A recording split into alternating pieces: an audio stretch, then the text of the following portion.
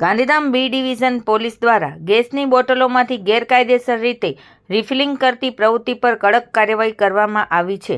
ઉચ્ચ અધિકારીઓના માર્ગદર્શન હેઠળ સર્વેલન્સ ટીમ પેટ્રોલિંગ દરમિયાન મળેલી ચોક્કસ બાતમીના આધારે ઇન્દિરાનગર રેલવે ફાટક પાસે રેડ કરવામાં આવી હતી. રેડ દરમિયાન આરોપી નિર્મલસિંહ મધુસિંહ રાજપૂત દ્વારા કોઈપણ પ્રકારની ફાયર સેફટી વિના ઘરેલું તથા કોમર્શિયલ ગેસ બોટલોમાંથી ગેસ રિફિલિંગ થતું હોવાનું સામે આવ્યું હતું, જેનાથી પોતાની સાથે અન્ય લોકોની જિંદગી પણ જોખમમાં મુકાતી હતી. પોલીસે સ્થળ પરથી વિવિધ કંપનીના 20 ખાલી અને 4 ભરેલા ગેસ સિલિન્ડર, રિફિલિંગ માટે વપરાતા 2 વાલ્વ, વજન કાંટા સહિત 29,700નો મુદ્દામાલ કબજે કર્યો હતો.